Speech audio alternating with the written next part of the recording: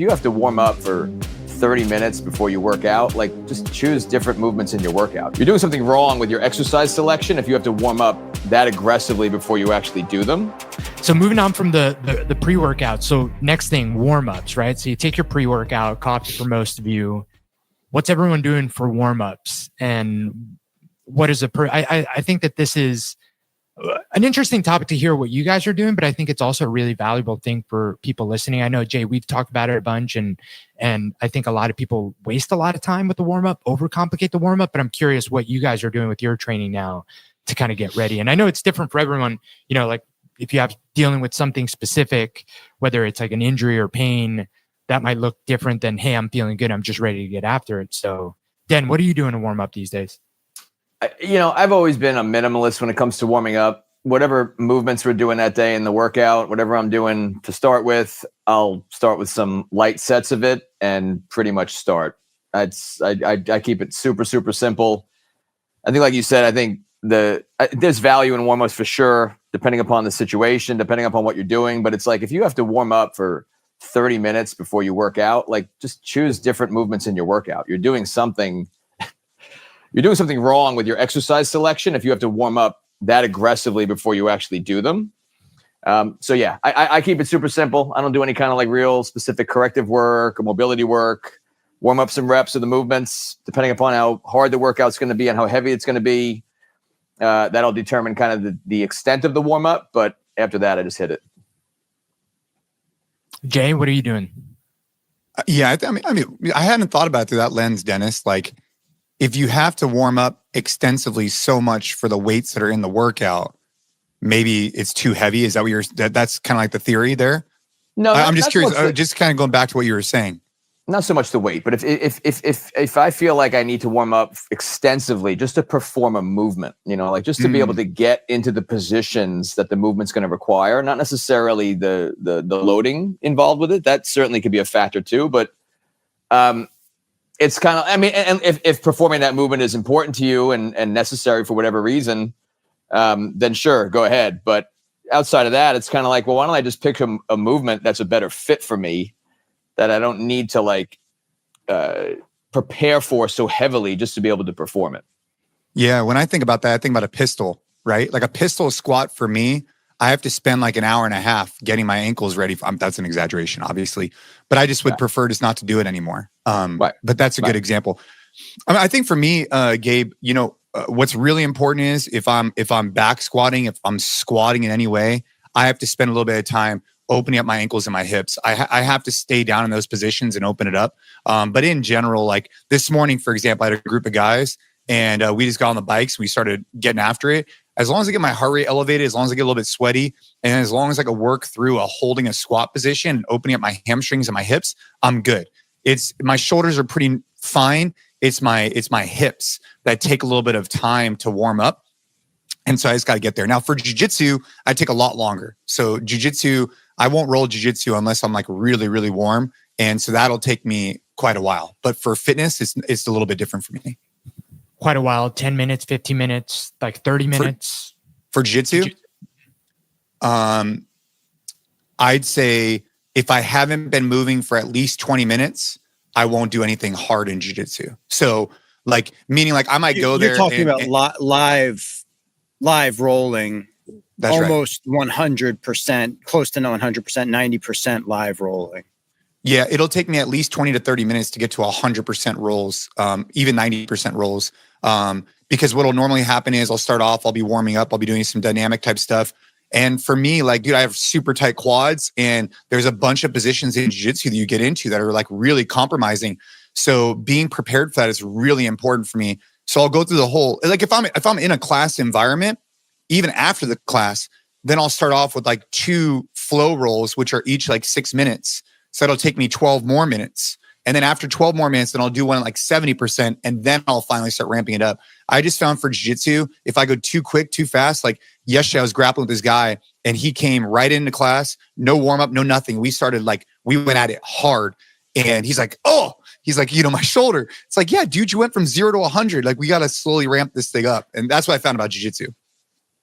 I think that's the equivalent though in training. Like if you were going to max out your back squat, you wouldn't just put 400 pounds on the bar, right? You would gradually build up, and you're not necessarily doing anything that specific outside of just gradually increasing the weight on the bar in the back squat to warm up for it. So I don't think it's that much different, right? Yeah, like you're when you're preparing for the hard rolls in jiu-jitsu, you're rolling, right? Just at a lower intensity, more or less. Yeah, you're right. I mean, that's a good parallel, right? It's like you're going for a heavy back squat. You're going to kind of work your way up. In jiu-jitsu, the reason why it's so important to kind of flow into it is that there's just so many patterns.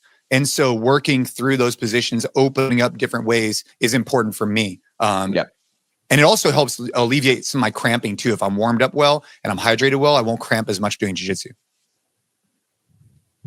I think the intensity and the length of the effort really in general will dictate the type of warm-up, and obviously the preference of the athlete, but like overall, the intensity and the length of the effort pretty much should dictate your warm-up, right? So if you're looking at something where it's a 2 to 3 minute, 100% max effort type of event or workout, your warm-up for that theoretically should be longer than the effort in order to get yourself in a position to perform at max output for 2 to 3 minutes, whatever that is, right? So if you're going to do this 90-second row sprint that we talked about a little bit at the beginning, that we'll talk about a lot at the end, I think that if you wanted to maximize your output there, having a warm-up that's a little bit that's longer than that gets you in the best position, whether it's through building intervals or making sure that like your prime motor patterns are built up for that, is a smart move. Now, if you don't really care about your score and you're just going to get after it, you could probably do with a little bit of a shorter warm-up to get into that.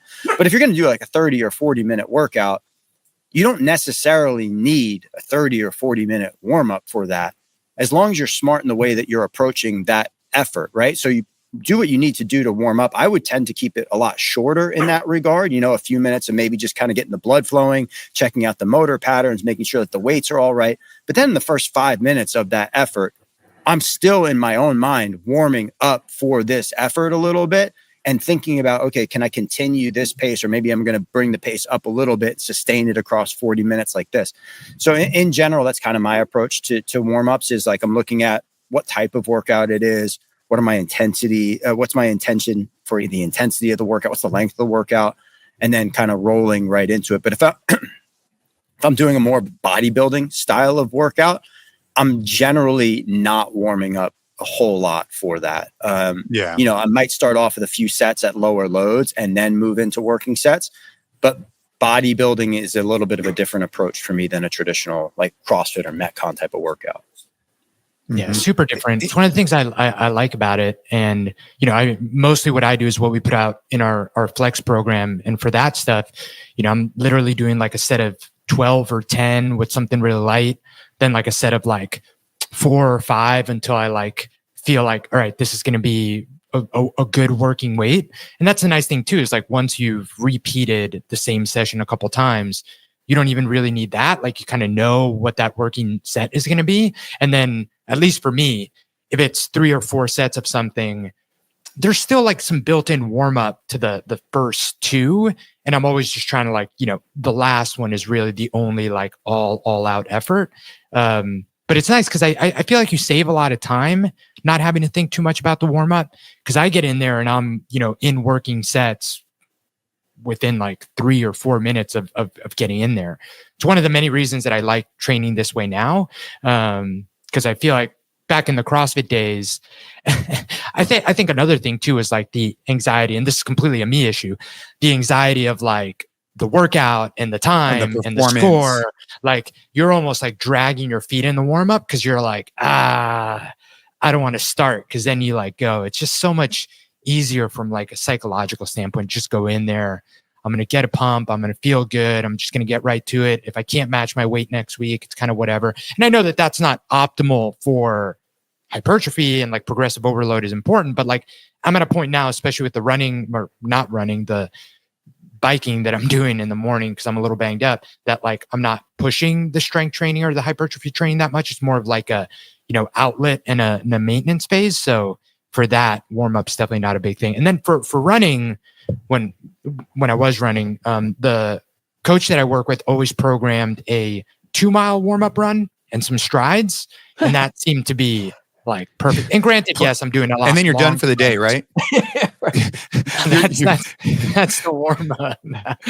Hey, But Gabe, the one thing that I think I would suggest to anyone out there that's trying to get into running that I hadn't really done before I started working with a coach either is doing some strides before doing anything. So not just going from like an easy warm up to whether you're going to do repeats or some sort of tempo run, but just literally like 20-second efforts at, I would say like an RP7, RP8 to like a full all out sprint, something that's a lot faster than what you're about to run, but really kind of like just gets you going, gets the RPMs of the engine moving a little bit, was something I hadn't done before. And you do the warm up, you do that, and you feel like ready to rock and roll.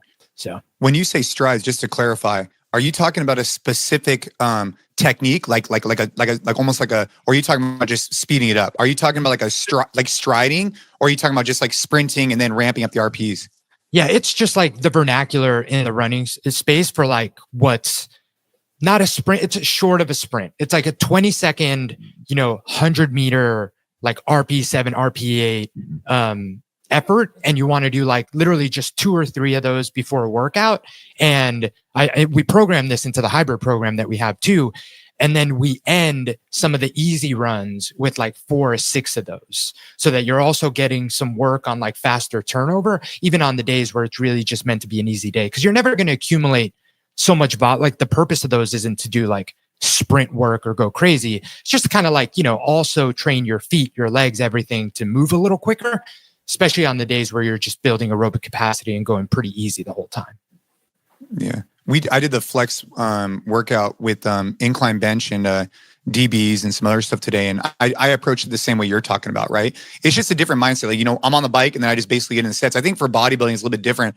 One thing I will say for anybody who's like actually trying to take like CrossFit and fitness competition seriously, it is a completely different mindset. So as long as I just want to make sure that I'm like clarifying that for me, I'm on a time crunch. I want to be able to get in some fitness, get stronger, maintain my capacity and move on. If I was competing, I would warm up with the sole focus on how do I get my body, mind prepared to absolutely demolish that event. Like it's a completely different approach. I would have the same warm up. So mentally I'm connecting with my body.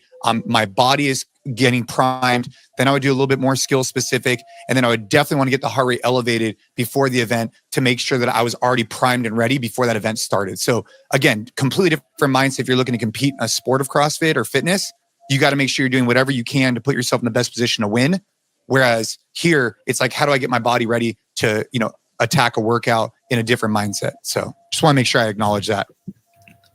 Let me ask you guys a question, because it seems like the general consensus that we're all pretty, no one here is saying, hey, I have this super specific warm up and I need to do all these like activation, corrective mobility exercise, stuff like that. I know there's a lot of people out there that, I've either been told or like feel like, hey, this is the thing that's going to prevent me from getting injured, prevent me from getting bagged up. Like how much validity is there to that? Like is a very proper methodical warm up that's like, activating the glutes and like getting your, X firing, like, is that stuff important to prevent injury and maximize performance? And then like on a funnier side note, I always remember people that like come into class late and couldn't care less about the warm up. The open comes around and everyone is there 30 minutes before doing glute activation stuff with the band. Always, like every year, like clockwork. It's like, that's the time of the year where all of a sudden everyone's, super methodical about their warm up. So I don't know, how much validity is there to that? I think some of this is athlete dependent. I think certain people need a little bit more, whether that's mentally or physically, they need a little bit more to put themselves in the best position to go and tackle a workout. And if you have the time and you want to do it and you feel better about doing it, then you should do it, I think. But one of the things that I think is a little bit counterintuitive to me is when people go, I don't have enough time to warm up, so I'm not going to work out. And I think that there's a little bit of like maybe some mixed signaling there, or like some things to think about in terms of that, where it's like, you don't always need the perfect warm up to get a great workout. It might not be the most intense workout you've ever done in your life, but I would sacrifice a perfect warm up for just getting something done that day where I'm moving my body and feel good about it at the end. Don't put yourself in a position where you're going to do something injurious. If you know your body, like if you need to do certain things to feel good about doing a heavy lift, do those things. But maybe it's not the day to lift that heavy if you don't have the opportunity to do those things.